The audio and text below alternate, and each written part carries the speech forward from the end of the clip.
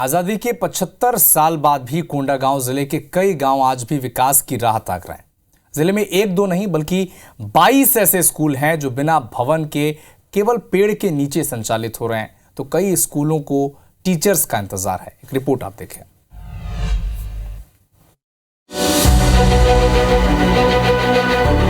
न पढ़ाने के लिए पर्याप्त शिक्षक, न ही स्कूल भवन का इंतजाम।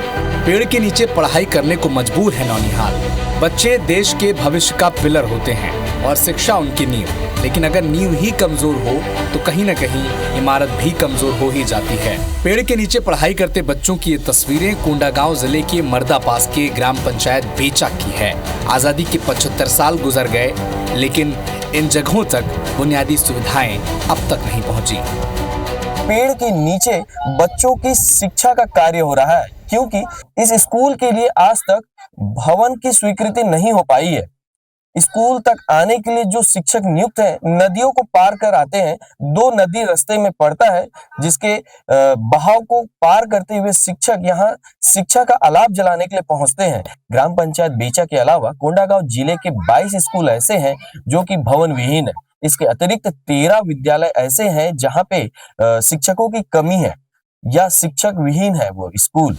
कुछ साल पहले तक इस इलाके में लाल आतंक काफी हद तक हावी था और इसी वजह से विकास की छांव यहाँ तक नहीं पहुँच पाई। लेकिन वक्त के साथ इलाके से नक्सलियों की पकड़ तो ढीली पड़ गई, लेकिन बदहाली की बेड़ियां अब तक किस गांव में जस के तस जकड़े हुए हैं। बहुत पहले से है सर, जहाँ से मेरी पोस्टिंग है उससे पहले से है, क्योंकि यहाँ भवन का स्वीकृत नहीं हो पाया है। इसी कारण सर बच्चों को यहाँ पेड़ के नीचे बैठकर अध्यापन कार्य कराना पड़ रहा है। सिर्फ बेचा गांव ही नहीं बल्कि जिले के 22 स्कूल भवन और 13 स्कूल शिक्षकों की राह ताक रहे हैं।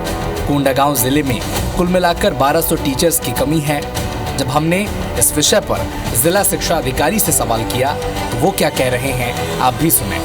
जी, आपके माध्यम से मुझे जानकारी मिल रही है। इस संबंध में विभागीय जांच करवा करके तत्काल अगर वहां पर कोई भवन उपलब्ध होगा तो वहां पर कक्षा की व्यवस्था करवाई जाएगी और कार्यालय स्तर पर भी इसकी उचित व्यवस्था कराई जाएगी। ये इलाका बाहरी दुनिया से कितना कटा है, इसका अंदाजा इस बात से लगाया जा सकता है कि इस इलाके में पड़ने वाली नदी नालों में पुल तक नहीं है, जिस वजह से शिक्षक नाव से नदी पार कर स्कूल पहुंचते हैं।